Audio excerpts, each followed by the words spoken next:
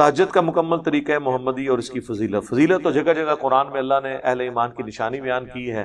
نبی علیہ السلام پہ یہ نماز فرض کی گئی. قرآن میں عسیٰ ان یبعثکم ربک مقاما محمودا، ان قریب اللہ تعالیٰ آپ کو مقام محمود پہ فائز کرے گا. نبی علیہ السلام کو اللہ تعالیٰ نے کہا رات کے وقت تہجد، اور تہجد کا ہے قرآن پڑھیں تہجد میں، یعنی تہجد کی نماز قرآن کے ساتھ. تہجد کے نفل اس لیے نہیں ہے کہ وہ 8 کی گنتی آپ نے پوری کرنی ہے. نبی علیہ السلام پورا سال پڑھتے تھے، ہمارے لیے صرف رمضان میں وہ رکھ دیے، جسے ہم تراویح بھی کہتے ہیں، قیام اللیل بھی کہتے ہیں، تہجد بھی کہتے ہیں. اور نبی علیہ السلام نے تینوں طریقے سے پڑھے، عشاء کے فوراً ساتھ بھی، آخری پیر اٹھ کے بھی، درمیانی رات میں. تراویح بھی اسی طریقے سے، اور جہرن بھی پڑھی، سرن بھی پڑھے. یہ نوافل. تہجد کا مقصد یہ نہیں ہے کہ آپ نے 8 کی گنتی پوری کرنی. تہجد کا پیورلی تعلق قرآن پڑھنے کے ساتھ، وہ آپ پڑھ کوئی نہیں رہے، اس لیے کہ زبانی آتا نہیں، آتا بھی ہو ترجمہ نہیں آتا. تو میرے بھائی جس کو تہجد کا شوق ہے تو وہ قرآن اپنے مصحف اٹھا کے ترجمے والا، اگر اسے عربی نہیں آتی، یا mobile phone air flight mode میں کر کے اس سے تلاوت کرے ساتھ ساتھ عربی، اس طرح قرآن پڑھے تو تہجد کا فائدہ ہے. باقی وہ خالی ایک لیپ اپ ہوتی ہے، آپ بے شک جتنی مرضی کریں. وہ 2 رکعتیں کم از کم ہے، زیادہ زیادہ 8 ہیں. عشاء کے فوراً بعد بھی پڑھ سکتے ہیں، آدھی رات کو بھی، آخری رات میں. اور مسند احمد میں، سنن دارمی میں حدیث موجود ہے کہ جو عشاء کے وتر کے فوراً بعد 2 نفل پڑھ لے، اگر وہ آخری پیر نہ بھی اٹھے تو اسے اللہ تعالیٰ تہجد کا ثواب دے دے گا. وہ بھی آپ پڑھ سکتے ہیں. صحیح مسلم میں ہے کہ نبی علیہ السلام ہمیشہ 2 رکعت پڑھتے تھے وتر کی نماز کے بعد. اس پہ الگ سے ویڈیو بھی ہے. اللہ تعالیٰ اس رمضان مبارک میں جو ہمارے مظلوم مسلمان ہیں، فلسطین کے ہوں، چائنا کے، کشمیر کے، یمن کے، باقی ملکوں کے، اللہ تعالیٰ ان کے لیے آسانیاں فرمائے بالخصوص، اور باقی مسلمانوں کے لیے بالعموم. آمین. میرے بھائیو، رمضان مبارک رحمتوں کا اور بخشش کا اور تقوی اور پرہیزگاری حاصل کرنے کا مہینہ ہے. قرآن حکیم میں اللہ تعالیٰ نے سورۃ البقرہ میں پورا ایک رکوع رمضان مبارک سے متعلق نازل فرمایا، اور یہ رمضان مبارک کی ایک خصوصیت ہے. باقی احکامات کے پوائنٹ آف ویو سے نماز کے احکامات پورے قرآن میں بکھرے ہوئے ہیں، حج کے احکامات بکھرے ہوئے ہیں، زکوٰۃ کے احکامات بکھرے ہوئے ہیں، لیکن رمضان مبارک اور روزوں کا ذکر پورے قرآن میں ایک ہی جگہ پر ہے، اور وہ سورۃ البقرہ کا پورا رکوع ہے، آیت نمبر 183 سے لے کر 188 تک. سارے احکامات اس کے اندر بیان ہو گئے. میں نے کافی دفعہ اپنی ویڈیوز میں اسے کور کیا ہے. سٹارٹ ہی میں اللہ تعالیٰ نے فرمایا، اعوذ باللہ من الشیطان الرجیم، بسم اللہ الرحمن الرحیم، یا ایہا الذین آمنوا کتب علیکم الصیام، اے اہل ایمان تم پر روزے فرض کیے گئے ہیں، کما کتب علی الذین من قبلکم لعلکم تتقون، جیسا کہ تم سے پہلی امتوں پر بھی فرض کیے گئے تھے تاکہ تم تقوی کی روش اختیار کرو، پرہیزگاری کی روش اختیار کرو. صحیح بخاری اور صحیح مسلم دونوں میں یہ حدیث موجود ہے کہ اللہ کے محبوب امام کائنات، سید الاولین والآخرین، شفیع المذنبین اور رحمت للعالمین، خاتم النبیین، سیدنا و مولانا امام اعظم محمد رسول اللہ صلی اللہ علیہ وآلہ وسلم نے ارشاد فرمایا کہ جب رمضان مبارک کا مہینہ آتا ہے تو اللہ تعالی کی طرف سے جنت کے دروازے، رحمت کے دروازے، آسمان کے دروازے کھول دیے جاتے ہیں. یہ تینوں الفاظ موجود ہیں. اور جہنم کے دروازے بند کر دیے جاتے ہیں. صحیح بخاری اور صحیح مسلم میں ایک اور حدیث ہے، آپ صلی اللہ علیہ وآلہ وسلم نے فرمایا، جو کوئی شخص ایمان اور احتساب، یعنی ایمان کے ساتھ ساتھ ثواب کی نیت اور پرہیزگاری کی نیت ہو، اپنے آپ کو پیوریفائی کرنے کی نیت، اس کے ساتھ رمضان مبارک کے مہینے کے روزے رکھے تو اللہ تعالیٰ اس کے پچھلے سارے گناہوں کو معاف کر دے گا. جس نے رمضان المبارک کی راتوں کا قیام کیا، قیام اللیل جسے ہم تراویح بھی کہتے ہیں، تہجد بھی کہتے ہیں، وتر بھی کہتے ہیں، یہ چاروں ایک ہی نماز کے مختلف نام ہیں، تو اللہ تعالیٰ اس کے پچھلے سارے گناہوں کو معاف کر دے گا. اور جس نے شب قدر کا قیام کیا، جو رمضان مبارک کے آخری عشرے کی طاق راتوں میں آتی ہے 5 میں، تو اللہ تعالیٰ اس کے بھی سارے سابقہ گناہوں کو معاف فرما دے گا. بہت بڑی فضیلت ہے. صحیح بخاری اور صحیح مسلم میں ایک اور حدیث ہے کہ اللہ کے محبوب صلی اللہ علیہ وآلہ وسلم نے فرمایا، رمضان المبارک میں نیکیوں کا اجر 10 سے لے کر 700 گنا تک بڑھا دیا جاتا ہے. اور یہ 700 کا بھی عدد محاورتاً ہے، اس کو بے شمار ہی سمجھیں. پھر آپ صلی اللہ علیہ وآلہ وسلم نے اس کے ساتھ ہی ارشاد فرمایا کہ اللہ تعالیٰ فرماتا ہے روزہ خاص میرے لیے ہے اور میں ہی اس کی جزا دوں گا. اور ایک ترجمہ اس حدیث کا یہ ہے کہ روزہ خاص میرے لیے ہے اور میں خود اس کی جزا ہوں. جزا کیا؟ وہ اس میں ہی آگے موجود ہے کہ روزہ دار کو اللہ تعالیٰ 2 خوشیاں نصیب کرتا ہے. ایک افطار کے وقت جب اس کی تکلیف وقتی طور پر مکمل ہو جاتی ہے اور آسائش آ جاتی ہے، پیاس کو بجھانے کی شکل میں، کھانا کھانے کی شکل میں، ایک خوشی اس کو اس وقت ملے گی. دوسری اس کو خوشی قیامت کے دن ملے گی جب وہ اپنے رب سے ملاقات کرے گا انشاءاللہ تعالی. پھر آپ صلی اللہ علیہ وآلہ وسلم نے فرمایا کہ روزہ دار کی جو منہ کی بدبو ہے، اسی حدیث میں آگے یہ بھی الفاظ ہے، وہ اللہ تعالی کو کستوری خوشبو سے بھی بڑھ کر محبوب ہے. پھر ساتھ ہی فرمایا کہ روزہ ایک ڈھال ہے گناہوں سے بچنے کے لیے. جب تم روزے کی حالت میں ہو تو بے حیائی اور فحش گوئی سے پرہیز کرو، اور اگر کوئی تم سے جھگڑا کرنا شروع کرے تو تم اسے کہہ دیا کرو کہ میں روزے سے ہوں. بس اتنا کہہ دیا کرو، یعنی تم نے اس کو ریبٹل نہیں کرنا. اس کے لیے بھی ایک خاموش میسج ہے کہ وہ بھی شرم کرے کہ ایک روزہ دار کو تنگ نہ کرے. اس کے علاوہ وہ بڑی مشہور حدیث ہے جو آپ اکثر جمعے کے خطبات میں سنتے رہتے ہیں، جامعہ ترمذی میں اور المستدرک للحاکم میں صحیح سند کے ساتھ ہے. اللہ کے محبوب صلی اللہ علیہ وآلہ وسلم مسجد میں تشریف لائے. آپ نے اپنے مبارک ممبر کی سیڑھی پر قدم رکھا اور فرمایا آمین. فرمایا تو ہمارے پوائنٹ آف ویو سے، ورنہ یہ کہنا چاہیے عرض کیا آمین، کیونکہ اللہ کے حضور کہہ رہے تھے نا وہ. دوسری سیڑھی پر پھر فرمایا آمین، تیسری پر پھر آمین.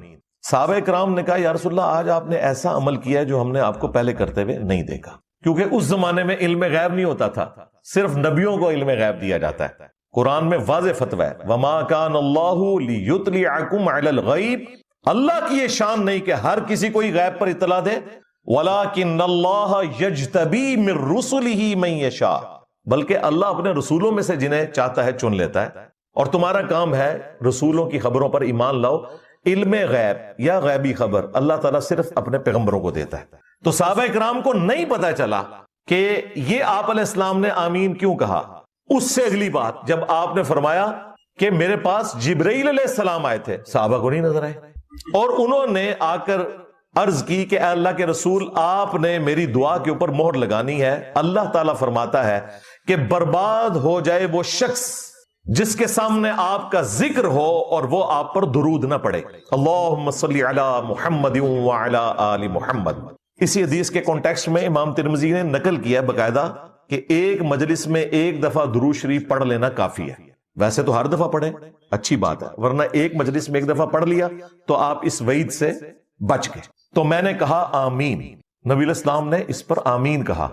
دوسری سیڑھی پر جبرائیل علیہ السلام نے دعا کی کہ برباد ہو جائے وہ شخص کہ جسے رمضان المبارک کا مہینہ ملے اور وہ اس میں اپنی بخشش نہ کروا سکے. تو میں نے کہا آمین. رحمت للعالمین ہے اور آمین کہہ رہے ہیں بددعا کے اوپر، دعائے ضرر کے اوپر، کیونکہ اس کی سینسٹیوٹی کو کنوے کرنا تھا امت تک. تیسری سیڑھی پر جب قدم رکھا تو جبرائیل علیہ السلام نے دعا کی اور کہا یا رسول اللہ آپ نے آمین کہنا ہے کہ برباد ہو جائے وہ شخص جسے ماں باپ دونوں یا دونوں میں سے کوئی ایک بڑھاپے کی حالت میں ملا اور وہ اپنی مغفرت نہیں کروا سکا ان کی خدمت کر کے. تو میں نے کہا آمین. اور یہ جو آخری حصہ ہے نا اس حدیث کا ماں باپ کے حوالے سے، یہ صحیح مسلم میں بھی موجود ہے، لہٰذا اس حدیث کی اصل صحیح مسلم میں ہے. ہاں ترمذی اور حاکم میں ذرا تفصیل کے ساتھ آیا، صحیح مسلم میں صرف آخری پورشن آیا. بخاری اور مسلم میں ایک اور حدیث ہے، آپ صلی اللہ علیہ وآلہ وسلم نے فرمایا کہ جنت کے 8 دروازے ہیں، ان میں سے ایک خاص دروازہ جس کا نام ہے الریان، اور وہ خالصتاً ان لوگوں کے لیے ہے جو دنیا میں رمضان المبارک کے روزوں کا اہتمام کیا کرتے ہیں. یعنی اسپیشل ایک دروازہ ہے روزے داروں کے لیے. اس کے علاوہ کافی ساری احادیث ہے، وہ تو مجھے زبانی یاد ہے لیکن آج محل نہیں کہ میں اس کی تفصیل میں جاؤں. دوسری حدیث بھی بخاری اور مسلم کی متفق علیہ حدیث ہے، مشکات میں 1956 ہے۔ آپ صلی اللہ علیہ وآلہ وسلم نے فرمایا جب رمضان المبارک کا مہینہ آتا ہے تو آسمان کے دروازے کھول دیے جاتے ہیں۔ دوسرے طریق میں آیا ہے جنت کے دروازے کھول دیے جاتے ہیں۔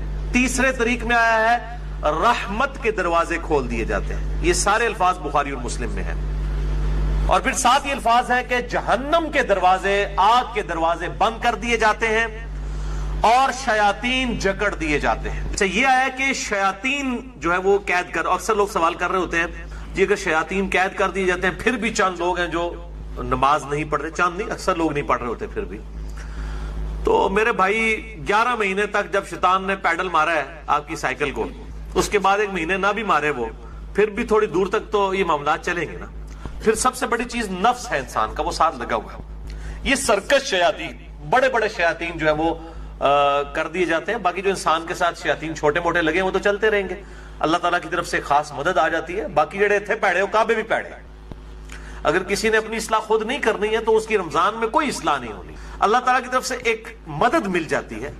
اصل جو مسئلہ ہے وہ نفس کا ہے کہ انسان خود فیصلہ کرے کہ میں نے اللہ کے لیے کچھ کرنا ہے، تب فائدہ ہوگا۔ تیسری حدیث جامعہ ترمذی، سنن ابن ماجہ میں ہے اور صحیح سند کے ساتھ مسند احمد میں ہے، اور مشکات میں آپ کو 1960 کے فٹ نوٹ پہ اور 1961 میں مل جائے گی۔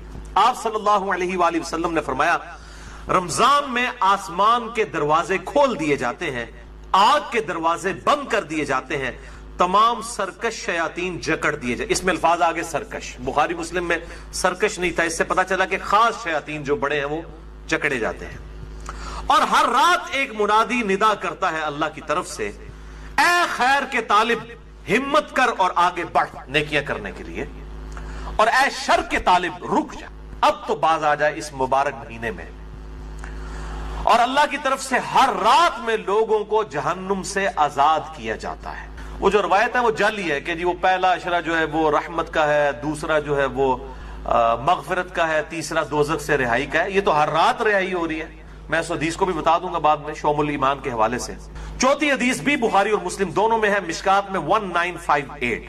آپ صلی اللہ علیہ وآلہ وسلم نے فرمایا جو شخص ایمان اور احتساب کے ساتھ، اکاؤنٹیبلٹی کے ساتھ، احتساب کو آپ اگر اردو میں ٹرانسلیٹ کریں گے تو 3 چیزوں کا مجموعہ ہے، نمبر 1 اخلاص، نمبر 2 ثواب کی نیت، اور نمبر 3 اصلاح نفس، یعنی نفس کی اصلاح بھی جو ہے مطلوب۔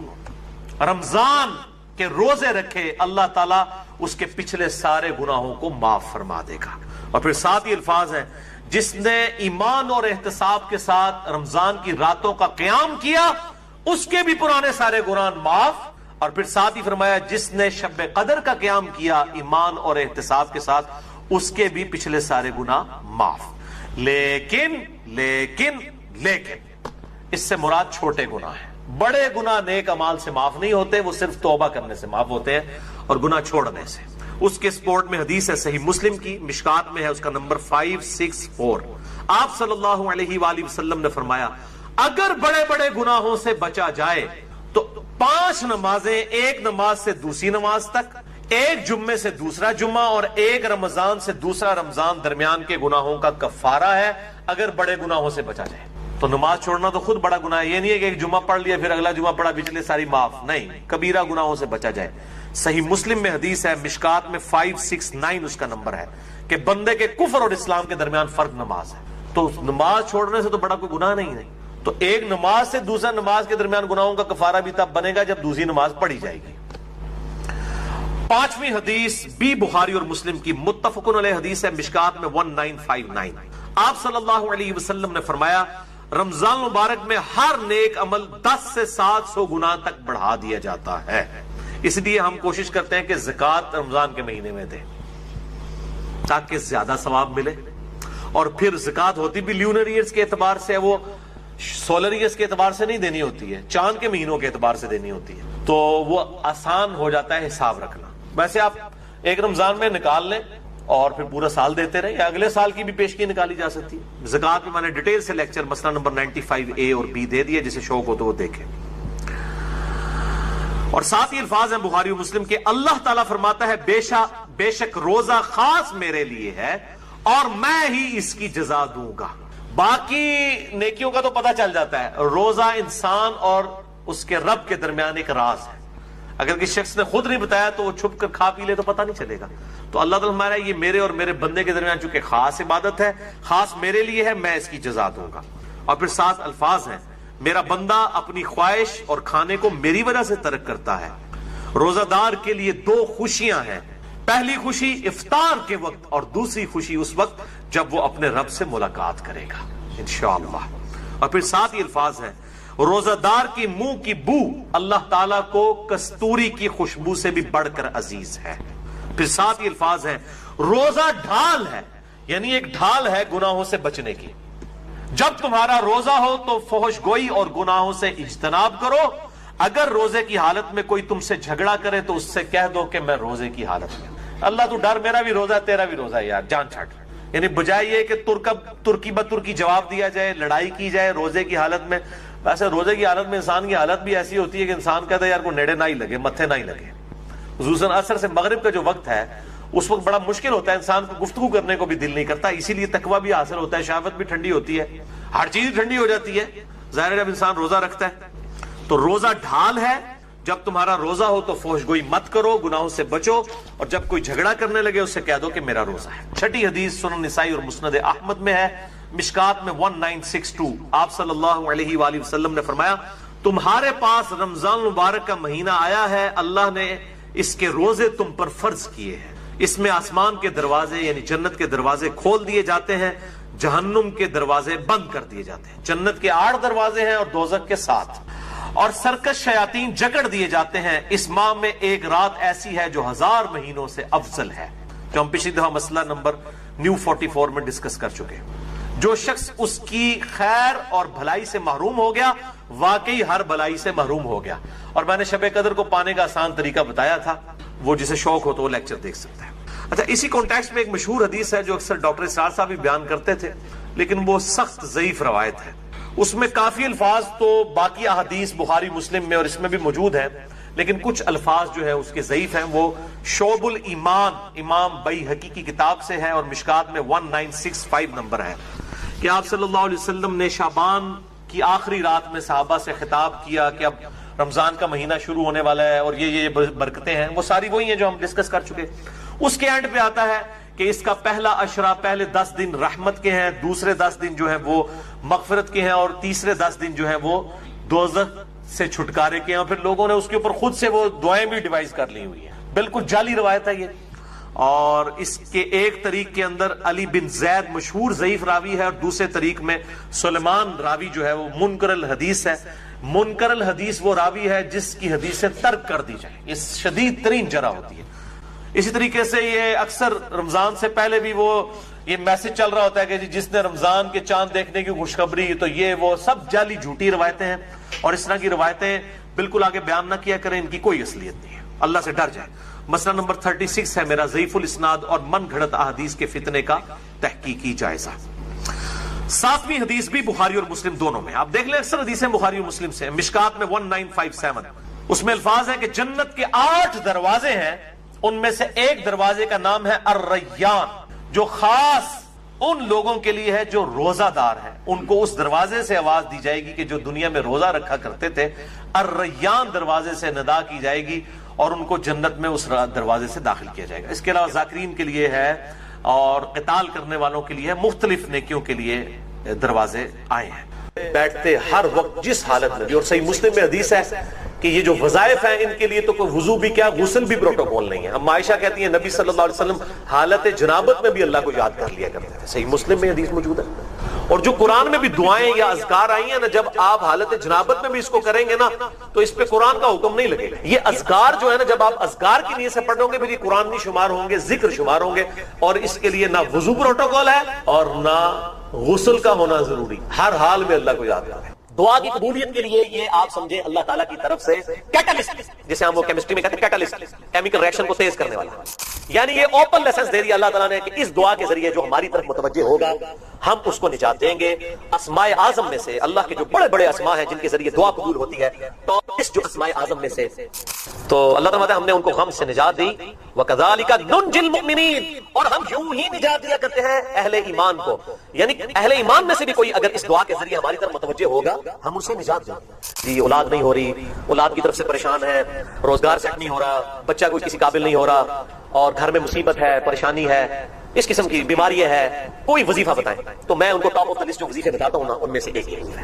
بہترین دعا ہے واللہ، بہترین استغفار ہے۔ اب بھائیو اگلی دو آیات بڑی اہم ترین ہیں، اور ان میں ہی وہ شہرا آفاق دعا آنے جا رہی ہے جسے ہم آیت کریمہ بھی کہتے ہیں، بہت بڑا وظیفہ، سیدنا یونس علی نبینا وعلیہ الصلوۃ والسلام کے حوالے سے۔ وَذَنُّونَ، اور یاد کرو اس مچھلی والے کو، اذ ذهب مغاضبا، جب وہ چل دیا غضبناک ہو کر اپنی امت پر، فظن، اور اس نے گمان کیا، الَّن نَقْدِرَ عَلَيْهِ، کہ ہم اس پر کوئی گرفت نہیں فرمائیں گے، لیکن گرفت پھر اللہ نے فرما دی، مچھلی کے پیٹ میں رہنا پڑا۔ اس کا ڈیٹیل ذکر جو ہے وہ سورہ یونس میں بھی گزرا ہے، اور اس کے بعد پوری ڈیٹیل سورہ الصافات میں آئے گی کہ یونس علیہ السلام نے الٹیمیٹم دیا اپنی قوم کو کہ بھئی یہ ٹائم ہے، یا تو ایمان لے آؤ ادروائز عذاب آ جائے گا۔ اب جب وہ ٹائم گزر گیا تو یونس علیہ السلام نے یہ خود ہی ایزیوم کیا، اجتہاد کیا، اجتہاد تھا ان کا۔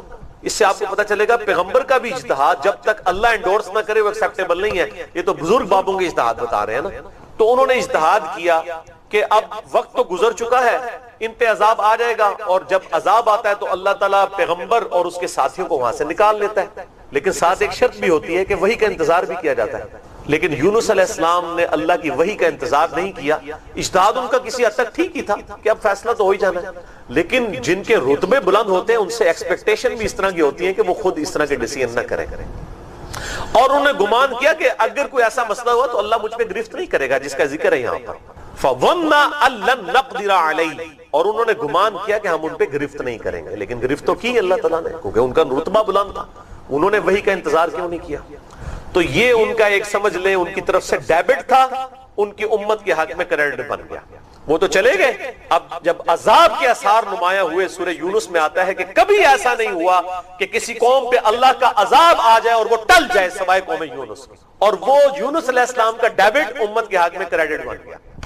وہ تقریباً 1,00,000 کے قریب لوگ تھے، اس سے بھی کچھ زیادہ، جو سورہ یونس میں آتا ہے، وہ سب کے سب سجدے میں گر پڑے، گڑ گڑانا شروع کر دیا، یا اللہ معاف کر دے۔ اللہ تعالیٰ نے عذاب ڈال دیا، اور پھر اللہ تعالیٰ نے ان کے ذریعے توحید کی دعوت کو عام کیا۔ لیکن یونس علیہ السلام جو وہاں سے چلے گئے تھے سمندری سفر پہ، وہاں پر پھر جب وہ کشتی میں بیٹھے طوفان آ گیا۔ کشتی والوں کا یہ طریقہ کار تھا کہ جب اس طریقے سے کبھی کشتی جو ہے وہ بھنور میں پھنس جاتی ہے طوفان میں، تو وہ کوڑا ڈالا کرتے تھے، اور جس کے نام کا کوڑا نکلتا تھا اس کو سمندر میں ڈال دیتے تھے کہ اس کی قربانی دینی پڑے گی، یقیناً کوئی ایسا شخص ہے جس نے کوئی غلطی کی ہے۔ تو اب وہاں پر بھی یہ بات ہوئی کہ بھئی کوئی شخص ہے جو اپنے آقا کی اجازت کے بغیر یہاں پر آیا ہوا ہے، کوئی غلام بھاگ کے آیا ہے، 3 دفعہ قرآن نکالا، تینوں دفعہ، یہ تورات میں ڈیٹیل آتی ہے، قرآن پاک میں بھی اس قرے کا ذکر ہے سورہ الصافات کے اندر، تینوں دفعہ قرآن سیدنا یونس علیہ السلام کے نام نکلا۔ یونس علیہ السلام نے کہا ٹھیک ہے سوٹ دے انہوں نے پکڑ کے ان کو سمندر میں پھینک دیا۔ اللہ کا کرنا ہوا کہ ایک بہت بڑی مچھلی اس نے ان کو نگل لیا، اور قرآن میں آتا ہے کہ مچھلی نے نگل لیا، لیکن کتنے دنوں کے لیے رہے وہ ہمیں تورات میں اس کی ڈیٹیل ملتی ہے کہ 3 دن اور 3 رات تک سیدنا یونس علیہ السلام مچھلی کے پیٹ میں رہے۔ تو آپ کو تورات میں جونا ان کا نام ملے گا، جونا پیغمبر، پروفٹ جونا، 3 دن 3 رات تک۔ اب مچھلی کے پیٹ میں نہ کوئی لائٹنگ، اور پھر پیٹ میں بدبو کتنی ہوگی، میدے سے ہی سارا تعفن آتا ہے نا۔ یہاں پہ وہ آیت کریمہ کا وہ کہنے 1.25 دفعہ آیت کریمہ، حالانکہ اس کی تو کوئی مطلب 1.25 دفعہ کی تو چلتے پھرتے وظیفہ کرنا ہے، میں انشاءاللہ حدیث بھی اسی کانٹیکسٹ میں بتاؤں گا۔ اور وہ کہتے ہیں جناب بڑے پاک صاحب ہو کے بیٹھے ہیں آپ نے، جناب وہ خوشبو لگانی ہے کہ بڑا گرم وظیفہ ہے، اور بھائی جنہیں پڑیا ہوا ہے انہیں تے سب تو بدبودار جگہ تے پڑیا ہوا ہے مچھلی کے پیٹ میں 3 دن اور 3 رات۔ سورہ الصافات میں آتا ہے پھر اس مچھلی کو اللہ کی طرف سے حکم ہوا، انہوں نے دعا مانگی، یونس علیہ السلام نے، یہ آگے ذکر آئے گا، اس کی برکت سے اللہ نے ان کی غلطی معاف کر دی، اور ان کو جو ہے وہ اس مچھلی نے پھر سمندر کے کنارے پر پھینک دیا. اب یونس علیہ السلام ظاہر ہے کہ ان کا جسم بھی کافی حد تک گل سڑ چکا تھا اس حوالے سے کہ جسم کے اوپر جو ہے وہ چمڑی وغیرہ جو ہے ڈسٹرب ہو چکی تھی. اللہ تعالیٰ نے ایک بڑی کوئی کدو کی یا کسی اور سبزی کی بیل ان پر اگار دی چھاؤں کے لیے اور خوراک کا بندوبست کیا, یعنی وہ دوبارہ سے آپ سمجھے ان کا جسم اگنا شروع ہوا اس حوالے سے کہ وہ ٹھیک ہوئے, اور اللہ تعالیٰ نے ان کو اس جو پریشانی تھی اور مصیبت جو آزمائش کی شکل میں ان پر آئی تھی اس سے نجات دی الحمدللہ. تو اللہ تعالیٰ فرماتا ہے کہ وہ پھر ہمیں پکارا نا ان اندھیروں میں, فنادا فی الظلمات, اس نے ہمیں اندھیروں میں پکارا, اللہ الہ الا انت سبحانک لا الہ الا انت سبحانک, نہیں ہے کوئی معبود سوائے تیرے اور تو تو پاک ہے اللہ, تو غلطی کر ہی نہیں سکتا. انی کنت من الظالمین, بے شک میں ہی خطا کار ہوں, میں ہی ظلم کرنے والا ہوں, میں ہی غلطی کرنے والا ہوں. اب اللہ تعالیٰ کو یہ الفاظ اتنے پسند آئے کہ اللہ تعالیٰ نے ساتھ ہی فرما دیا فاستجبنا لہ, پس ہم نے ان کی پکار کو سن لیا, ونجیناہ, اور ہم نے ان کو نجات دی, من الغم, غم میں سے. اتنا بڑا غم یعنی آپ کو بندہ بھی نہیں بچا سکتا, مچھلی کے پیٹ میں کون ڈھونڈے گا. تو اللہ تعالیٰ فرماتا ہے ہم نے ان کو غم سے نجات دی, وَكَذَلِكَ نُنْجِي الْمُؤْمِنِينَ, اور ہم یوں ہی نجات دیا کرتے ہیں اہل ایمان کو. یعنی اہل ایمان میں سے بھی کوئی اگر اس دعا کے ذریعے ہماری طرف متوجہ ہوگا ہم ان سے نجات دیں گے. یعنی یونس علیہ السلام وہ واحد پیغمبر ہیں میرے علم کی حد تک جن پر اللہ تعالیٰ نے اتنی سخت گرفت فرمائی ہے, اور کس قدر اللہ تعالیٰ کا اس معاملے میں جلال ہے وہ سورہ الصافات کی آیت نمبر 143 اور 144 میں آتا ہے. فلولا انہ کان من المسبحین, اگر یونس علیہ السلام ہماری تسبیح نہ کرتے مچھلی کے پیٹ میں, للبث فی بطنہ الی یوم یبعثون, تو وہ بالضرور رہتے اسی مچھلی کے پیٹ میں اس دن تک جس دن مردوں کو قبروں سے اٹھایا جائے گا. یعنی اللہ تعالیٰ فرماتا ہے یہ 3 دن اور 3 رات جو انہوں نے تکلیف کاٹی نا, اگر وہ لا الہ الا انت سبحانک انی کنت من الظالمین نہ پڑھتے تو قیامت تک مچھلی کے پیٹ میں رہتے. اندازہ کریں, یعنی وہ مچھلی کا پیٹ یونس کی قبر بن جاتا. یعنی اللہ تعالیٰ کو کتنا سخت عذاب تھا, اور اس دعا نے اللہ کا جلال کیسا ٹھنڈا کیا. اللہ تعالیٰ مانتا ہے جب اس نے پکارا ہم نے اس کو نجات دے دی, اور کذالک ننجی المؤمنین, اور ہم نجات دیتے ہیں اہل ایمان کو بھی اس طریقے سے.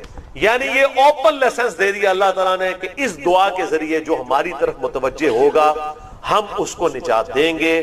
اسماء اعظم میں سے اللہ کے جو بڑے بڑے اسماء ہیں جن کے ذریعے دعا قبول ہوتی ہے, ٹاپ لسٹ جو اسماء اعظم میں سے اگر جو دعائیں ہیں ان میں ٹاپ آف دا لسٹ یہ دعا ہے, لا الہ الا انت سبحانک انی کنت من الظالمین.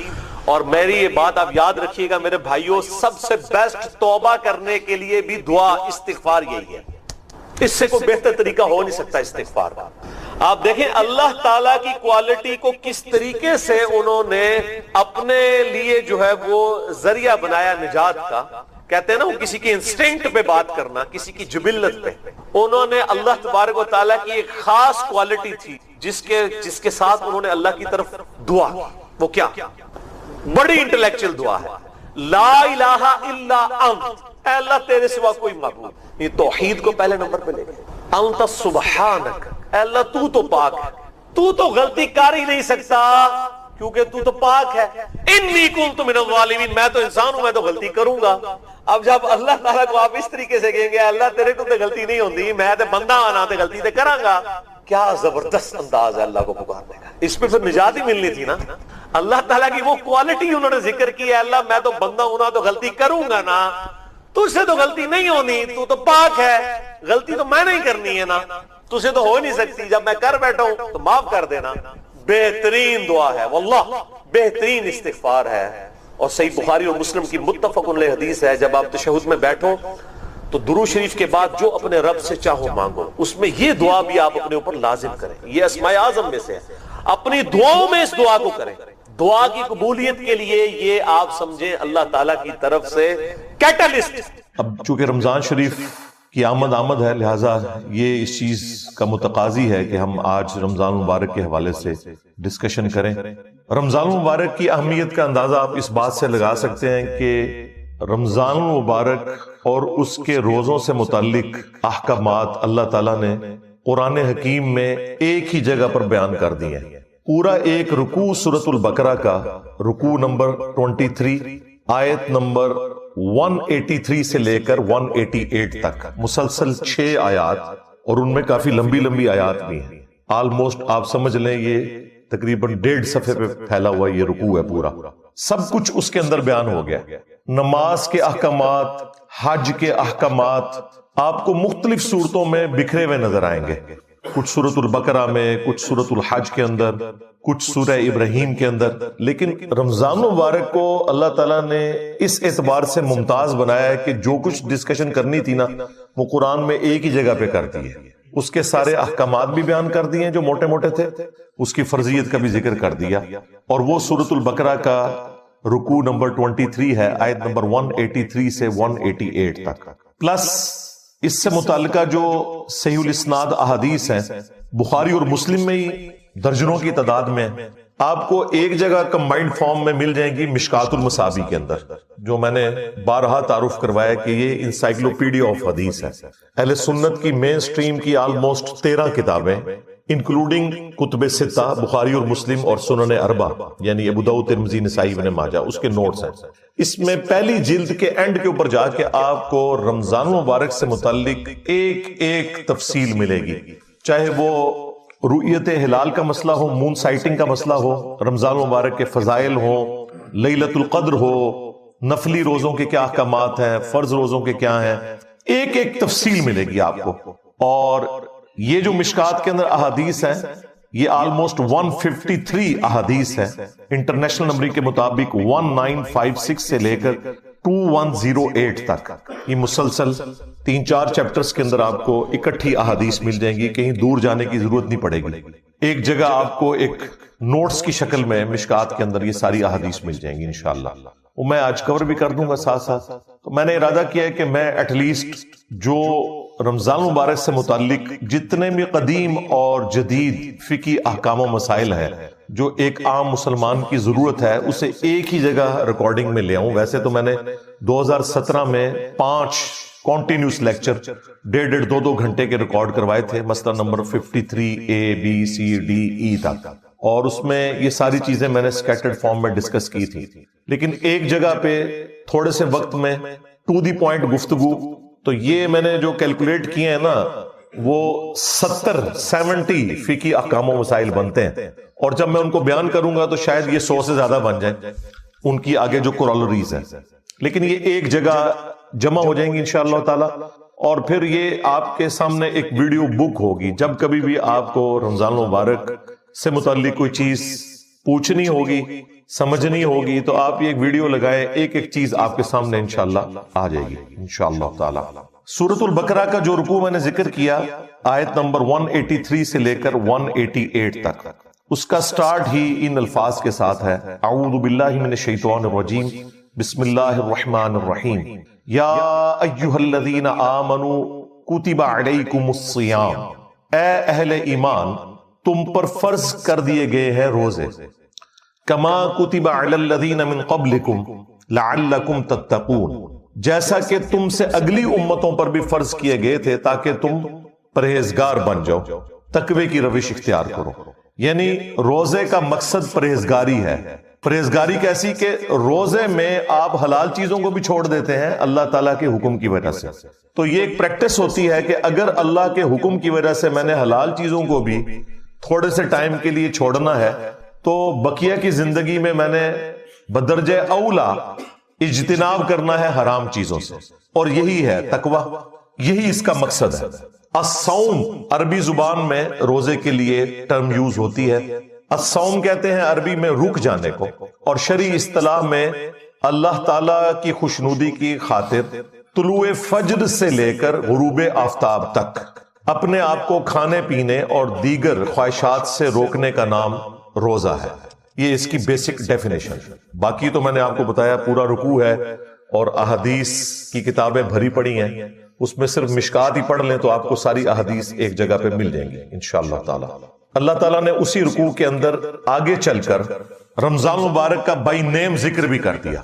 اب یہ دیکھیں یہ واحد مہینہ ہے جس کا نام بائی نیم قرآن کے اندر آیا ہے، رمضان، عربی میں رمضان، اردو میں ہم رمضان، ویسے ہم رمضان بولتے ہیں، رمضان تو لفظ غلط ہوگا، یہ رمضان، لیکن اردو میں چل جائے گا کیونکہ اردو کے اندر آپ نے ان چیزوں کا خیال نہیں رکھنا ہوتا۔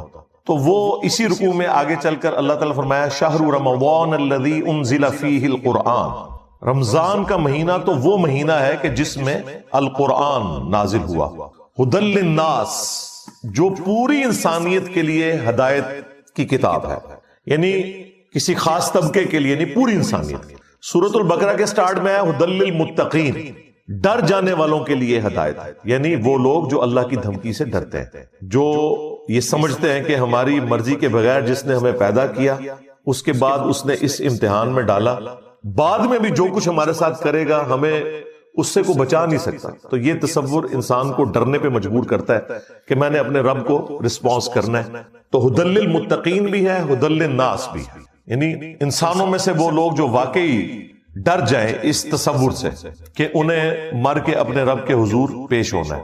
وَبَيِّنَاتٍ مِّنَ الْهُدَى وَالْفُرْقَانِ، اور اس میں ہدایت کے روشن دلائل ہیں، اور یہ الفرقان ہے، یعنی حق اور باطل میں تمیز کرنے والی کتاب، جو سورۃ المائدہ میں آئے کہ اللہ تعالیٰ نے تورات نازل کی، پھر انجیل نازل کی، اور اب یہ الفرقان ہے، حق اور باطل میں تمیز کرنے والی کتاب۔ وہاں پہ اس کے لیے ورڈ آیا مہیمن، یعنی یہ نگہبان ہے اگلی کتابوں کے اوپر کہ ان کی کون سی باتیں درست ہیں اور کون سی ٹیمپرڈ فارم میں، یہ کتاب ان کے اوپر نگہبانی کرتی۔ یہاں پہ الفرقان کہا گیا، اور خود ہمارے محبوب امام کائنات سید الاولین والآخرین، شفیع المذنبین، رحمت للعالمین، خاتم النبیین، سیدنا و مولانا امام اعظم محمد رسول اللہ صلی اللہ علیہ وآلہ وسلم کے لیے بھی صحیح بخاری میں الفرقان کی ٹرم یوز ہوئی ہے۔ محمد فرق بین الناس، محمد لوگوں میں حق اور باطل میں فرق ہے، یعنی نبی علیہ السلام کی پیروی کرنے والا حق پر ہے، آپ سے مخالفت کرنے والا باطل کے اوپر ہے۔ تو قرآن بھی الفرقان ہے اور رسول اللہ بھی الفرقان ہے صلی اللہ علیہ وآلہ وسلم۔ پھر اللہ تعالیٰ نے ساتھ ہی فرما دیا فَمَنْ شَهِدَ مِنْكُمُ الشَّهْرَ، اب جو کوئی بھی تم میں سے رمضان کا مہینہ پائے، فَلْيَصُمْ، تو اس کا کام ہے کہ اس میں وہ روزے رکھے۔ اور پھر آگے اس کے احکامات آئے کہ روزے کی لینتھ کیا ہے، اس میں کون سی شرعی پابندیاں ہیں، جو لوگ روزہ رکھنے پر قادر نہیں ہیں، بیمار ہیں، ان کے لیے شرعی حکم کیا ہے، مسافر کے لیے کیا ہے، مریض کے لیے کیا ہے۔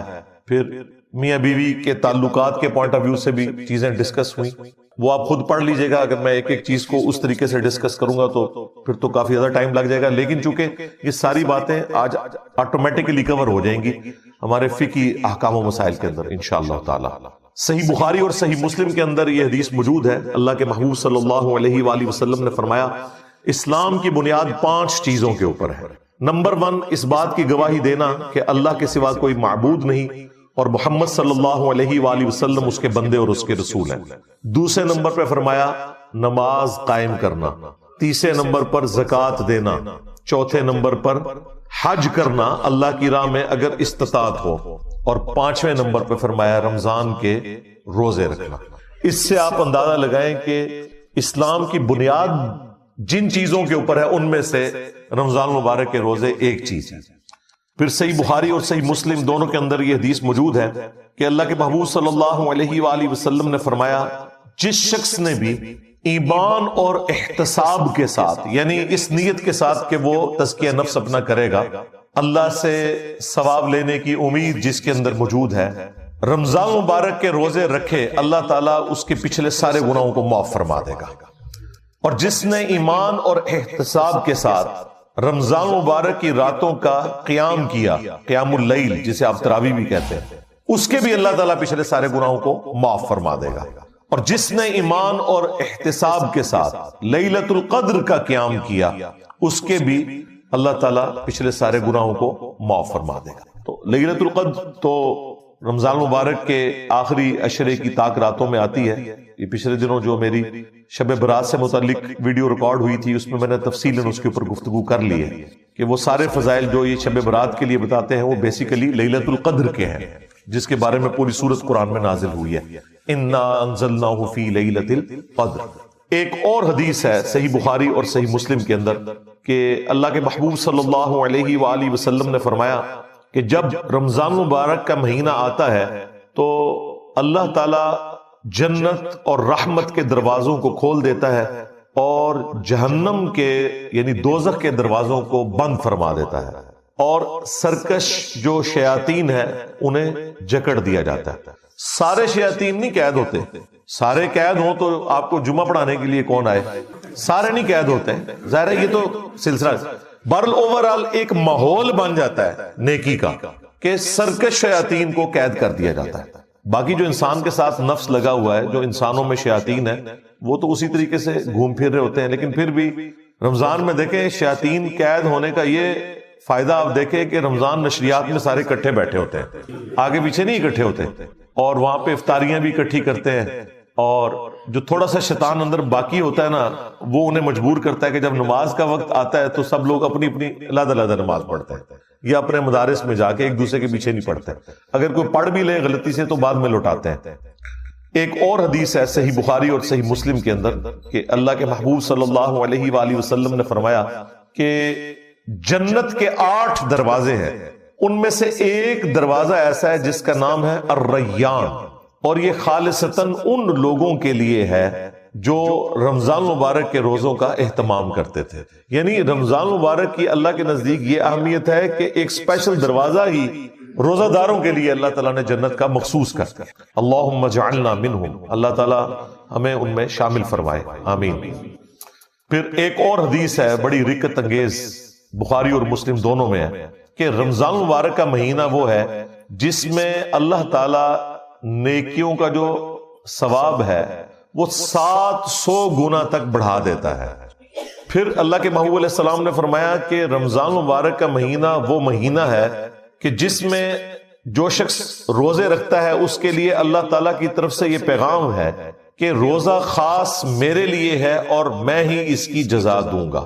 اور ایک برا بن عازب رضی اللہ تعالیٰ عنہ بیان کرتے ہیں کہ ہم رسول اللہ صلی اللہ علیہ وسلم کی مائیت میں ایک انصاری شخص کے جنازے میں شریک ہوئے، ہم قبر تک پہنچ گئے، ابھی اس کی لحد تیار نہیں ہوئی تھی کہ رسول اللہ صلی اللہ علیہ وسلم ہمارے پاس بیٹھ گئے، ہم بھی آپ صلی اللہ علیہ وسلم کے گرد بیٹھ گئے، اس حال میں گویا ہمارے سروں پر پرندے ہیں، یعنی فل اٹینٹو ہو کر آپ صلی اللہ علیہ وسلم کے ساتھ ہم بیٹھ گئے۔ آپ کے مبارک ہاتھوں میں ایک لکڑی تھی جس سے آپ زمین کو رید رہے، آپ صلی اللہ علیہ وسلم نے سر مبارک اوپر اٹھایا اور فرمایا عذاب قبر سے اللہ کی پناہ طلب کیا کرو۔ آپ نے 3 بار یہ بات ارشاد کی، پھر آپ صلی اللہ علیہ وسلم نے ارشاد فرمایا بندہ مومن جب دنیا سے رابطہ توڑ کر آخرت کی طرف متوجہ ہوتا ہے، یعنی جب اس کی موت کا وقت آتا ہے، تو سورج کی طرح چمکتے دمکتے سفید چہروں والے فرشتے جنتی خوشبودار جنتی کفن لے کر اس کے پاس آتے ہیں، حتیٰ کہ وہ حد نظر تک اس کے سامنے بیٹھ جاتے ہیں۔ پھر ملک الموت تشریف لاتے ہیں، حتیٰ کہ وہ اس کے سر کے پاس بیٹھ جاتے ہیں۔ اچھا، قرآن میں ملک الموت کا نام آیا ہے، سورہ سجدہ کے اندر، احادیث کے اندر بھی، البتہ تورات میں اس کا نام اسرائیل بھی آیا ہے، اور ہمارے اہل سنت کے جو اولین مفسرین ہیں، امام طبری رحمہ اللہ المتوفی 310 ہجری، انہوں نے بھی یہ ورڈ استعمال کیا ہے، لہٰذا موت کے فرشتے کو اسرائیل کہنا بھی جائز ہے ہمارے سلف کے ہاں، کیونکہ آج کل بعض لوگ کہتے ہیں اسرائیل نہیں ملک الموت ہی کہنا چاہیے، اسرائیل کا لفظ بھی ثابت ہے۔ پھر ملک الموت تشریف لاتے ہیں، حتیٰ کہ وہ اس کے سر کے پاس بیٹھ کر کہتے ہیں پاکیزہ روح اللہ کی مغفرت اور اس کی رضامندی کی طرف چل۔ وہ روح ایسے نکلتی ہے جیسے مشکیزے سے پانی کا قطرہ، بالکل غیر محسوس طریقے سے اس کی روح نکال لی جاتی ہے۔ اور جب ملک الموت اس کی روح نکالتے ہیں تو باقی فرشتے اسے آنکھ جھپکنے کے برابر بھی ملک الموت کے پاس نہیں رہنے دیتے، بلکہ اسے فوراً اس کے کفن اور اس خوشبو میں لپیٹ دیتے ہیں جو جنت سے لائی ہوئی ہے۔ پھر اس کی روح کو لے کر بلند ہوتے ہیں، اور فرشتوں کی جس جماعت کے پاس سے وہ گزرتے ہیں تو فرشتے پوچھتے ہیں کہ یہ کیسی خوشبو ہے، تو وہ اس کے دنیا کے ناموں میں سے بہترین نام لے کر بتاتے ہیں کہ یہ فلاں بن فلاں کی روح ہے، حتیٰ کہ وہ اسے آسمان دنیا تک لے پہنچتے ہیں اور اس کے لیے دروازے کھولنے کی اجازت طلب کرتے ہیں، تو جنت کے جو آسمانوں کے دروازے ہیں اس کے لیے کھول دیے جاتے ہیں۔ پھر ہر آسمان کے مقرب فرشتے اگلے آسمان تک اسے پروٹوکول دیتے ہوئے اس روح کے ساتھ جاتے ہیں، حتیٰ کہ اسے 7ویں آسمان تک پہنچا دیا جاتا ہے۔ تو اللہ تعالیٰ فرماتا ہے میرے بندے کا نامہ اعمال علیین میں لکھ دو، جو سورۃ المطففین میں آیا ہے۔ علیین اور سجین یہ دو مقامات، ایمان والوں کی روحیں جو ہیں علیین میں ان کا نامہ اعمال لکھا جاتا ہے، اور جو منافقین ہیں مجرم ہیں سجین میں لکھا جاتا ہے۔ سورۃ المطففین سورت نمبر 83 ہے، پارہ نمبر 30 کے اندر۔ اور اسے واپس دنیا کی طرف لے جاؤ، کیونکہ میں نے انہیں اسی دنیا سے پیدا کیا اور اسی میں انہیں لوٹاؤں گا، اور پھر دوبارہ اسی سے نکالوں گا۔ پھر اس کی روح اس کے جسم کی طرف لوٹا دی جاتی ہے، لیکن یہ لوٹنا دنیا کا سا لوٹنا نہیں ہوگا، یعنی وہ لوٹنے کے بعد یہ نہیں ہے کہ مردہ قبر میں کوئی بیٹھ جائے گا ہمیں نظر آئے گا۔ یہ سب کچھ برزخی معاملات ہوں گے جو میں نے پچھلی دفعہ ڈسکس کیے تھے سورہ فاطر کی آیت نمبر 42 کے تحت، کہ نیند کی حالت میں بھی انسان کی روح قبض ہوتی ہے، لیکن اس کو چٹکی کاٹے تو وہ جاگ اٹھتا ہے، روح کا تعلق بھی رہتا ہے اس حالت میں بالکل اس طریقے سے۔ یہ ایک ڈیفرنٹ لائف ہے برزخی۔ پھر دو فرشتے اس کے پاس آتے ہیں، یعنی اس کی قبر میں، اسے بٹھا کر پوچھتے ہیں۔ اب یہ وہ 4 سوال یہاں پر آ رہے ہیں اس ڈیٹیل حدیث میں۔ پہلا سوال کرتے ہیں تیرا رب کون ہے؟ من رب؟ وہ کہتا ہے ربی اللہ، میرا رب اللہ ہے۔ دوسرا سوال پوچھتے ہیں تیرا دین کیا ہے؟ ما دینوں کا، تیرا دین کیا ہے؟ تو وہ کہتا ہے میرا دین اسلام ہے۔ پھر پوچھتے ہیں کہ وہ آدمی جو تم میں مبعوث کیے گئے وہ کون ہے؟ اب یہاں پر وہ ڈیٹیل ہے، الذی بعث فیکم، وہ شخص جو تم میں مبعوث کیا گیا تھا وہ کون تھا؟ تو یہ جو کہتے ہیں نا قبر میں آپ صلی اللہ علیہ وسلم آ جاتے ہیں، تو کسی حدیث میں بھی اس میں ڈیٹیل آ گئی کہ اس سے پوچھا جاتا ہے جو شخص تم میں پیغمبر بنا کر بھیجا گیا وہ کون تھا؟ تو وہ کہتا ہے ہوا محمد رسول اللہ، وہ اللہ کے رسول محمد صلی اللہ علیہ وسلم۔ مسئلہ حاضر و ناظر میرا ریکارڈ ہے، مسئلہ نمبر 7، جس میں میں نے یہ تمام شبہات کلیئر کیے۔ یہ 3 سوالوں کے بعد اچھا جامعہ ترمذی میں ایک حدیث ہے 3120، اس میں الفاظ ہیں کہ وہ پوچھتے ہیں من نبیو کا، تیرا نبی کون ہے؟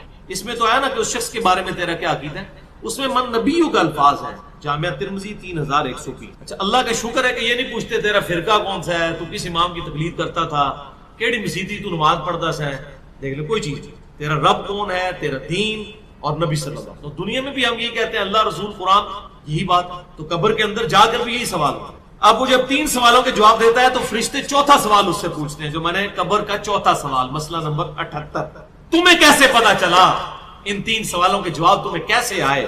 وہ کہتا ہے میں نے اللہ کی کتاب پڑھی تھی، میں اس کتاب پر ایمان لایا اور میں نے اس کے حق ہونے کی، اللہ کی کتاب پڑھی ہوگی تو تصدیق کرے گا نا، اگر سنا کے سننی ہوگا تو کیا تصدیق کرے گا؟ ہاں پڑھا کے سننی ہوگا تو تصدیق۔ پھر آسمان سے آواز آتی ہے میرے بندے نے سچ کہا، اس کے لیے جنتی بچھونا بچھا دو، اسے جنتی لباس پہنا دو، اور اس کے لیے جنت کی طرف دروازہ کھول دو۔ قبر کے اندر ہی جنت کی طرف دروازہ کھول، یعنی آپ سمجھ لیں جس طرح یہ اب ٹچ سکرین موبائل رکھ کے اور جناب لیپ ٹاپ رکھ کے سامنے لوگ بیٹھے ہوتے ہیں نا، تو ایک دوسری دنیا میں چلے جاتے ہیں، تو جنت کا فزیکلی دروازہ کھول دیا جائے گا، اس کو جنت کی ہوائیں بھی، خوشبو بھی آئے گی، اور انتظار وہ کرے گا۔ وہاں اسے ہوا کے جھونکے اور خوشبو بھی آتی ہوگی، اور حد نظر تک اس کی قبر کو کشادہ کر دیا جائے گا۔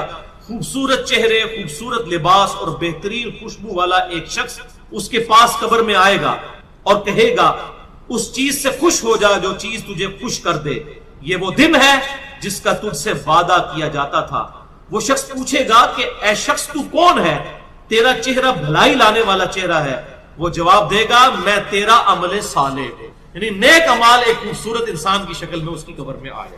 تو پھر وہ شخص کہے گا اے اللہ، اے میرے رب، جلدی کر، فوراً قیامت قائم فرما دے، حتیٰ کہ میں اپنے اہل و عیال کی طرف چلا جاؤں۔ یعنی مومن کہے گا اللہ جلدی جلدی قیامت آئے، مجھے تو اینڈ رزلٹ نظر آ رہا ہے، مجھ سے انتظار نہیں ہوتا، فوراً قیامت آ جائے۔ ابھی سائملٹینیس کنٹراسٹ آنے والا ہے۔ جب کافر اور مجرم شخص دنیا سے جاتا ہے تو آپ صلی اللہ علیہ وسلم نے فرمایا سیاہ چہروں والے فرشتے بالوں سے بنا ہوا ایک کمبل لے کر آسمان سے نازل ہوتے ہیں اور حد نظر فاصلے تک اس کے سامنے بیٹھ جاتے ہیں۔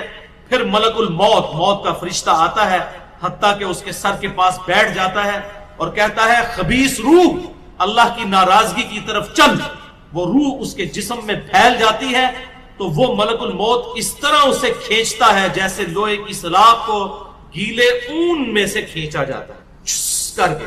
گرم سلاخ جو ہے وہ اونی کپڑے کے اندر، گیلے کے اندر ڈال کے یوں کھینچی جائے نا، اس طرح اس کے پورے جسم سے اس کی روح۔ پھر ملک الموت سے باقی فرشتے اس کی روح کو لے کر پلک جھپکنے کے برابر بھی وہاں نہیں رہنے دیتے، حتیٰ کہ وہ اسے بالوں سے بنے ہوئے کمبل میں لپیٹ لیتے ہیں اور اس سے زمین کے مردار سے نکلنے والی انتہائی بری بدبو نکلتی۔ وہ اسے لے کر اوپر چڑھتے ہیں تو وہ فرشتوں کی جس جماعت کے پاس سے گزرتے ہیں تو فرشتوں کی جماعتیں کہتی ہیں کیسی خبیث روح ہے. وہ کہتے ہیں یہ فلاں بن فلاں کی روح ہے، اور وہ اس کی دنیا کا انتہائی کبھی نام لے کر بتاتے ہیں، حتیٰ کہ اسے آسمانی دنیا تک لے جایا جاتا ہے. اس کے لیے دروازے کھولنے کے لیے درخواست کی جاتی ہے تو آسمان کے دروازے اس کے لیے نہیں جاتے.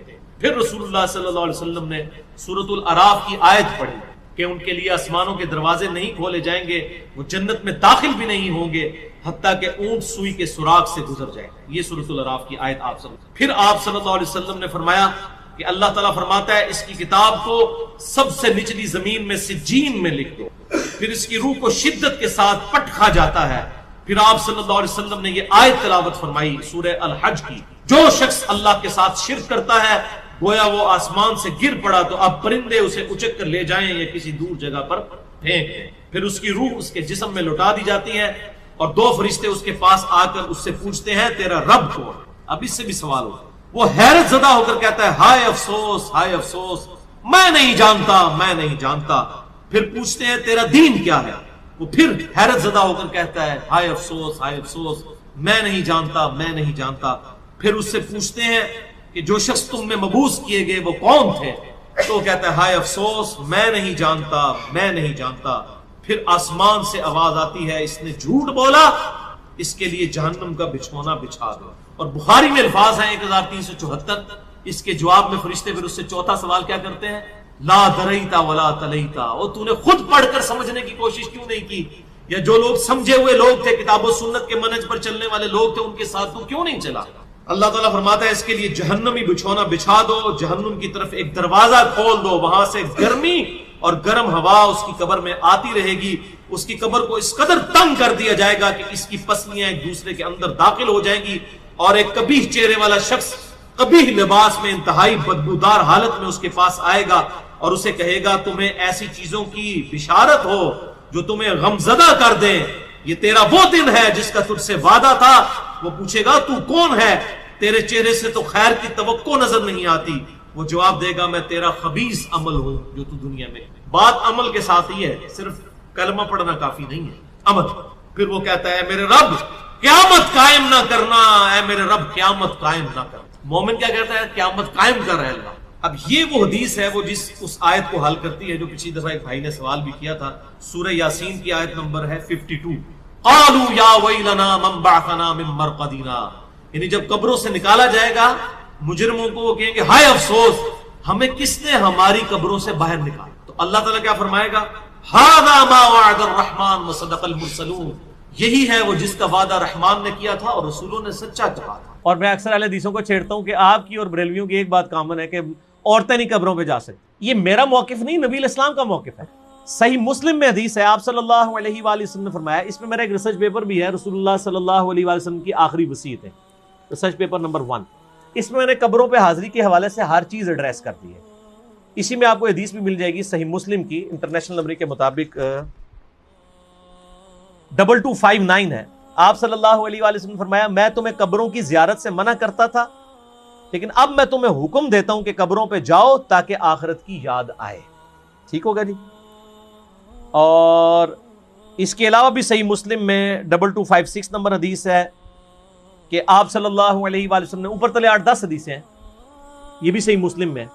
اما عائشہ کہتی ہیں ایک رات آپ میرے ساتھ لیٹے ہوئے تھے، رات کا کچھ حصہ گزر گیا تو آپ صلی اللہ علیہ وآلہ وسلم اپنے مبارک بسترے سے اٹھے، بقیع غرقد قبرستان چلے گئے اور آپ نے 3 دفعہ یوں ہاتھ اٹھا کے وہاں دعا کی اور پھر واپس آئے. کہتے ہیں میں پیچھے پیچھے گئی لیکن میں بھی پہلے ہی واپس آ کے بسترے پہ لیٹ گئی تاکہ نبی علیہ السلام کو نہ پتہ چلے. سانس پھولا ہوا تھا. آپ نے فرمایا کہ اے عائشہ تم نے گمان کیا کہ اللہ اور اس کا رسول تم سے خیانت کریں گے، یعنی تم نے یہ سمجھا میں کسی اور بیوی کے پاس چلا گیا ہوں.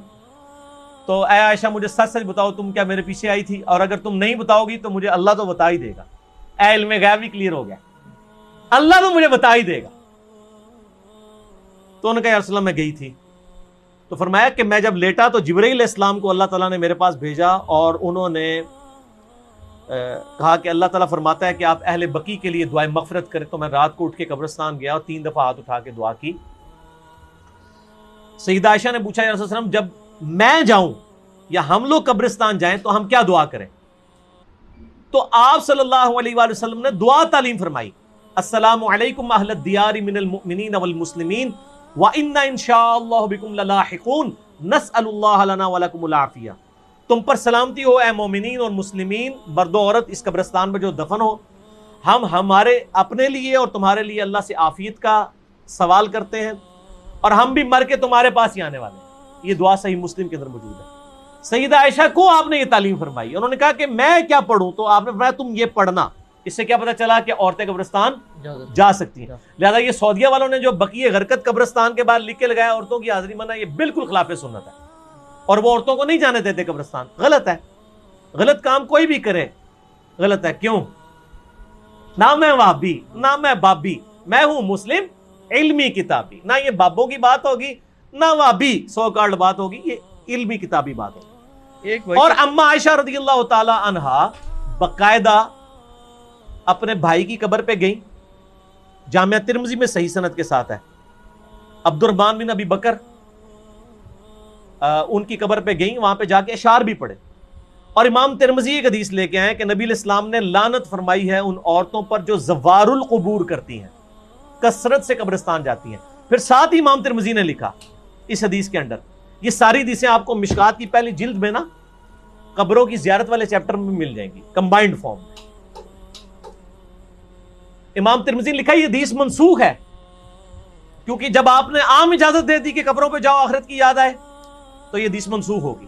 اور زوار القبور سے مراد ہے کثرت سے، اگر کبھی کبھار عورت چلی جائے تو جائز ہے، لیکن مزاروں پہ نہیں، قبروں پہ۔ مزاروں پہ تو مرد بھی نہیں جا سکتے، کیونکہ مزار تو نبی علیہ السلام کی مخالفت پہ بنائے گئے ہیں۔ صحیح مسلم میں حدیث ہے، تمہیں منع کرتا ہوں قبروں پر عمارتیں بنانے سے، قبروں کو پکا کرنے پہ، ان سے بیٹھنے سے۔ یہ صحیح مسلم کے اندر حدیث موجود ہے انٹرنیشنل نمبر کے مطابق 2245۔ باقی آپ میرا قبریں، مزارات، گنبد خضرا یہ لکھیں یوٹیوب پہ، میرے کلپ کئی ایک کلپ کھل جائیں گے، ماشاءاللہ لاکھوں لوگوں نے وہ کلپ دیکھے ہیں، گنبد خضرا والا کلپ، یہ ساری چیزیں۔ تو عورتیں قبرستان جا سکتی ہیں، اور قبرستان پہ آپ ہاتھ اٹھا کے دعا بھی کر سکتے ہیں۔ آپ قبر والے سے نہیں مانگ رہے، اللہ سے مانگ رہے ہیں، قبلہ رخ ہو کے ہاتھ اٹھائیں۔ نبی علیہ السلام نے مسلم شریف میں 10 حدیث ہیں، ہاتھ اٹھا کے دعا کی، اللہ سے کی، اس کے بعد چہرے پہ ہاتھ بھی پھیریں۔ المستدرک الحاکم میں صحیح سند کے ساتھ ہے، تمہارا رب حیا فرماتا ہے اس شخص سے جو ہاتھ اٹھا کے دعا کرے کہ اسے محروم لٹائے۔ یہ ابو داؤد میں بھی ہے، وہ روایت کمزور ہے، مستدرک کی روایت صحیح ہے کہ اور نماز کے بعد بھی آپ اپنی انڈیویجول دعا ہاتھ اٹھا کے کریں، یہ افضل ہے۔ اس کے بعد چہرے پہ ہاتھ پھیرنا بھی نہ صرف سنت ہے بلکہ اجماع امت ہے۔ یہ تو سعودیہ کے چند مولویوں نے یہ کام شروع کیے ہیں، اور وہ کہتے ہیں کہ جناب چہرے پہ ہاتھ پھیرنا ثابت نہیں ہے۔ ابو داؤد میں ضعیف روایت ہے کہ نبی علیہ السلام پھیرتے تھے، لیکن امام بخاری کی کتاب ہے الادب المفرد، اس میں انٹرنیشنل نمبر کے مطابق 609 نمبر اثر ہے کہ عبداللہ ابن زبیر اور عبداللہ بن عمر رضی اللہ تعالی عنہما یہ دونوں دعا کے بعد اپنے چہرے پر ہاتھ پھیرا کرتے تھے، اور عملی تواتر ہے، پوری امت پھیرتی ہے۔